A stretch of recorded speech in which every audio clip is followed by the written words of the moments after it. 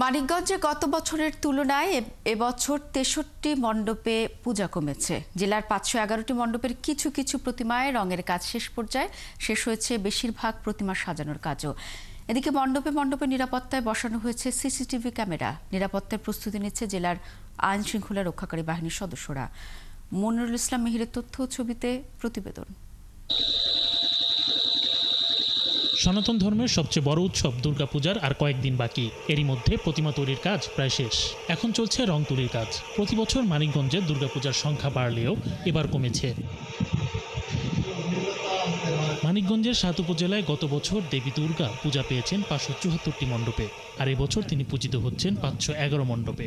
বানানোর কাজ শেষ হয়ে গেছে, এখন আমরা রঙের কাজ ধরছি।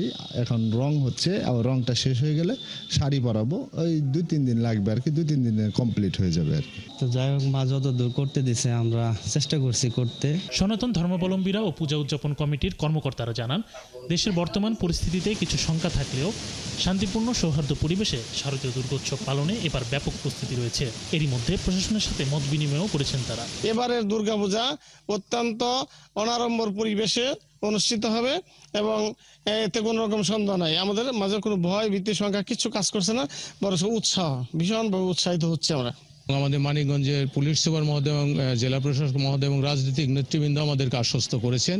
এবার পুজোর জন্য ভালো মতন হোক, এটাই আশা করি। বাংলাদেশ এখন একটু অস্থিতিশীল অবস্থায় থাকলেও কিন্তু আমার মনে হয় যে না, আমরা প্রতিবারের নাই এবছরও সুন্দর সুষ্ঠুভাবে পূজা করতে পারবো। রাজনৈতিক অবস্থা যাতে ভালো হয়, মানুষ যেন সবার মধ্যে সামঞ্জস্যতা বোধ আসে, এটাই আমাদের কাছে মা দুর্গার কাছে প্রার্থনা থাকবে, যাতে সবার মন মানসিকতা একভাবে থাকে। এদিকে নিরাপত্তার বিষয় নিয়ে পুলিশ কর্মকর্তারা জানান, প্রতিটি মণ্ডপের নিরাপত্তা রক্ষায় সিসি ক্যামেরা বসানো হয়েছে।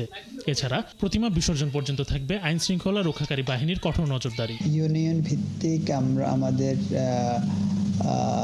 একটা করে মোবাইল টিম সার্বক্ষণিক থাকবে, রাউন্ড দ্য ক্লক, অর্থাৎ সকাল ৮টা থেকে রাত ৮টা, রাত ৮টা থেকে সকাল ৮টা পর্যন্ত। আগামী ৯ অক্টোবর ষষ্ঠী পূজার মধ্য দিয়ে আনুষ্ঠানিকভাবে শুরু হবে শারদীয় দুর্গোৎসব। শরীফ আজাদ প্রীতম, ৭১।